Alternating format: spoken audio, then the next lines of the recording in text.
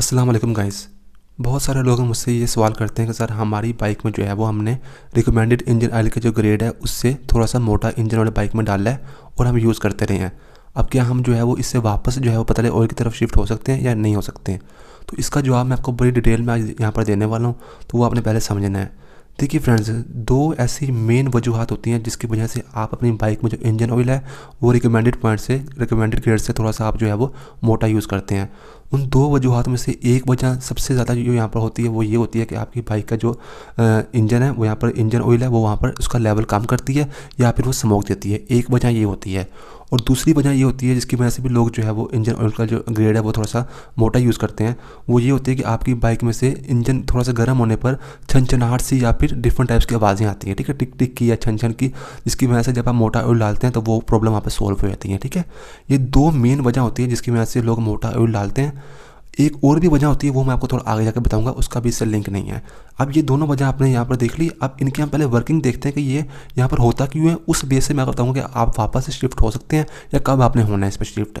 देखिए फ्रेंड्स, यहाँ पर जो कभी मैक्सिमम लोग जो है मोटा ऑयल यूज़ करते हैं कि अगर उनकी बाइक में जो है वो काफ़ी ज़्यादा चलने के बाद अगर वहाँ पर इंजन ऑयल जब निकालते हैं तो वहाँ पर इंजन ऑयल कम निकलता है और उसके अलावा जो है वो बाइक हल्का हल्का जो है वो स्मोक भी देती है। अब इसमें क्या होता है कि आपकी बाइक में ये जब प्रॉब्लम आती है इसमें भी आगे दो चीज़ें देखनी होती हैं। सबसे ज़्यादा जो 90% जहाँ मसला आता है वो ये आता है कि आपकी बाइक का जो होता है ना पिस्टन, जो आपका ऑयल है वो पिस्टन जो है वो थोड़ा सा वीक हो जाता है, उसमें जो गैप वो भर जाता है, जिसकी वजह से जो पतला ऑयल है वो वहाँ पर पिस्टन को क्रॉस करके आगे बर्निंग वाली एरिया में आके ऑयल बर्न होता है, जिसकी वजह से आपका जो है वो बाइक स्मोक भी देती है और इसके अलावा वहाँ पर ऑयल का लेवल भी जो है जल के ख़त्म होने की वजह से ऑयल का लेवल भी जो है कम होता है। और एक और वजह ऑयल का लेवल कम होने की ये होती है कि आपकी बाइक वही जब आपकी बाइक चल जाती है तो जो वाल्व की सील्स होती हैं वो वहाँ पर थोड़ी सी है वो घिस जाती है, जिसकी वजह से जो गैप भर जाता है और जो हेड से भी जो ऑयल है वो वहाँ पर चैम्बर में आता है और बर्न होकर आपका ऑयल जो है वो लेवल कम हो रहा था और बर्न होने की वजह से वहाँ पर स्मोक इशू भी आता है। यानी कि आपकी बाइक में अगर आपने स्मोक इशू और इसके अलावा आपके जो है वो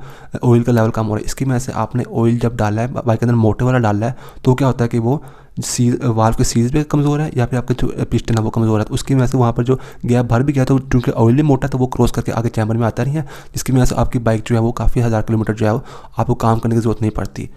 अब इसमें क्या मैंने आपको समझा दिया ना कि क्या यहाँ पर सिस्टम हुआ है कि आपने किस वजह से जो है वो ऑयल का ग्रेड आपने चेंज किया है। तो इसमें कौन जिम्मेदार है? आपकी बाइक का ये आगे वाला हिस्सा, ठीक है, यानी कि हेड सिलेंडर। पीछे वाला हिस्सा जिम्मेदार नहीं है इसमें भी, क्योंकि आपने जो ऑयल मोटा यूज़ किया है उसमें ये स्मोक वाला और जो इसका है वो इंजन ऑयल जो है वो कम होना, ये इशू था ना, तो ये जहाँ पर मेरा हाथ है इससे आगे वाले एरिया का जो है वहाँ पर इसका जिम्मेदार होता है। अब दूसरे यहाँ मैंने आपको बताया कि लोग दूसरी मेन वजह क्या होती है जिसकी वजह से लोग जो मोटा ऑयल डालते हैं बाइक के अंदर, कि आपकी बाइक में छनछनाहट सी आवाज़ आती है, टिक टिक की या छन छन की, ठीक है। उसमें भी क्या होता है कि जब आपकी बाइक गर्म हुई थी ना, और पुरानी आपकी बाइक काफ़ी हो गई है, तो जब गर्म हुई थी तो आपके बाइक के हेड के अंदर जो केम के बुश या केम के जो बैरिंग्स होते हैं वो आपके जो रोकर्स होती हैं और टाइमिंग चैन भी आपके हेड सिलेंडर का ही हिस्सा होता है। तो जो वो टाइमिंग चैन, ये जो चीज़ होती हैं और उसकी गरारियाँ, ये यहाँ पर गर्म होने पर आवाज़ करती हैं, ठीक है। तो ये यहाँ पर भी, ये दूसरी वजह पर भी अगर आपकी बाइक की जो आवाज़ करती है गर्म होने पर, उसमें भी ये आगे वाला हिस्सा ही जो है ना वो यहाँ पर जिम्मेदार है। कभी ऐसा नहीं होता कि आप पतला ऑयल यूज़ कर रहे हो, आपका क्लच बॉक्स कभी आवाज़ करें जो कि बहुत कम करता है, या आपकी बाइक के जो गियर्स वगैरह है वो जो है वहाँ पर अड़ रहे हैं, तो आपने मोटा ऑयल डाला तो ये मसले आपका हल हो गए, कभी भी नहीं होता। हाँ, आगे वाले मसले हल हो गए थे, क्योंकि ये इससे आगे वाला जो हिस्सा है ना, इससे आगे वाला ये गर्म होने पर यहाँ पर जो है वो ये काफ़ी ज़्यादा गर्म होता है और इसी की हीट पीछे पहुंचते हैं, पीछे की अपने को हीट होती नहीं है। तो हमेशा जब भी आप मोटा ऑयल यूज़ करते हैं ना, तो उसमें ये दोनों जो वजूहत मैंने बताई है उसके लिए ज़िम्मेदार ये हेड सिलेंडर ही होता है। अब यहाँ पर बहुत सारे लोग कहते हैं कि जी हमने बाइक जो है दोबारा से हमने पतले ऑयल की तरफ शिफ्ट होना, तो हमें क्या करना चाहिए? देखिए फ्रेंड्स, अब होगा क्या कि अगर आपकी बाइक जो है वो आवाज़ दे रही है, आप उसकी वजह से आपने जो पतला ऑयल यूज़ किया या फिर स्मोक वगैरह दे रही है उसकी वजह से आपने जो पतला ऑयल यूज़ किया, तो वो 10, 12, 15 हज़ार किलोमीटर चलने के बाद फिर जो है वो मजीद बढ़ना है, तो आपने कभी ना कभी तो काम कराना है ना हेड सिलेंडर का। तो जब आप काम कराते हैं ना हेड सिलेंडर के, तो हमेशा बाइक का जब हेड सिलेंडर काम करवाया जाता है ना, तो कभी भी ऐसा नहीं होता कि जी आपने सिर्फ पिस्टन डाल दिया बाकी चीज़ें चेक नहीं की। तो जब भी काम करवाया जाता है तो हेड सिलेंडर का पूरा ही काम होता है, जिसमें आपका जो है वो पिस्टन भी चेक होता है, आपका जो है वो केम होती है, इसके वाल्व चेक किए जाते हैं, वाल्व की सील चेंज की जाती हैं, ठीक है, रोकर चेक किए जाती है, टाइमिंग चेक किया दिया। तो ये सारा जब आपने काम करवा लिया ना, उसके बाद आप बगैर किसी से पूछे आंख बंद करके आप दोबारा से जो है पतला ऑयल जो आपकी बाइक का रिकमेंडेड है वो आप यूज़ कर सकते हैं। ये नहीं आप कह सकते हैं कि जी हमारी बाइक का पिछला हिस्सा भी तो पुराना है, उसका कोई लिंक यहाँ पर नहीं होता, ठीक है। अब यहाँ पर बात करते हैं, अगर आपकी बाइक की जो नॉइज़ प्रॉब्लम है उसकी वजह से भी आपने जब काम करवाना है तो उसके लिए भी जिम्मेदार यही है। हेड में जो चीज़ होती है इसकी वजह से आवाज़ आती है, या टाइमिंग चैन की वजह से आवाज़ आती है, ठीक है, वो भी हेड सेंटर का हिस्सा है। तो कहने का मकसद ये है कि अगर इन दोनों में से कोई भी एक प्रॉब्लम आती है ना आपकी बाइक में, जो ऑयल का लेवल कम हो रहा है, यानी कि स्मोक वगैरह दे रही है, या फिर कोई नॉइज़ प्रॉब्लम आ रही है, तो उसके लिए जिम्मेदार कौन है? ये हेड सेंटर। जब भी आपने ये खुलवा के पूरा इसका काम करवा देना, कभी पैसा नहीं होता कि आपने थोड़ा बहुत काम कर लिया, हमेशा इंस्पेक्शन पूरी ही की जाती है। तो जब आपने ये हेड सेंटर काम करवाना है पूरा, इसमें आपने जो है वो पिस्टन भी नहीं हटवाना है, इसके अलावा आपने जो है वो केम के बुश है वो लगवाना है, या आपने केम चेंज करनी है अगर होने वाली है, या आपने जो है टाइमिंग चैन भी आप चेंज करेंगे, क्योंकि खर्चा एक दफ़ा करते हैं आप तो सारा करते हैं। तो उसके बाद आपने दोबारा से जो है पतला ऑयल ही वहाँ पर यूज़ करना है, तो आपको कोई किसी किस्म की दोबारा प्रॉब्लम नहीं आने वाली, ठीक है। तो ये यानी कि आपका ये एक रिन्यू काम हो गया, रिफ्रेश हो गया, रिस्टोर काम हो गया, ठीक है। इन दोनों वजूहत के बेस पे मैंने बता दिया कि चाहे गर्म हो, चाहे आपकी बाइक का इंजन ऑयल का लेवल कम हो रहा हो और स्मोक इशू हो, दोनों में ही ये जिम्मेदार है। जब इसका काम आपने करवा लिया तो आप वापस से जो है वो शिफ्ट हो सकते हैं पतले ऑयल की तरफ। ऐसा नहीं कि आपने काम करवाया नहीं, आपने पहले इन दोनों में से कोई प्रॉब्लम है, आपने मोटा ऑयल डाल दिया, उसके बाद आप दोबारा पतला डालेंगे बगैर काम करवाया, तो वो दोबारा वही प्रॉब्लम वहाँ पे आएगी। अब यहाँ पर बहुत सारे लोग जो यहाँ तक पहुँच गए, वीडियो तक शुक्र है पहुँच गए हो, क्योंकि ये आधी इन्फॉर्मेशन बड़ी जो है यहाँ पर वो जो ख़तरनाक होती है। अब बहुत सारे लोग, जो कि मैं भी करता हूँ, मेरी वीडियो में आपने सुना होगा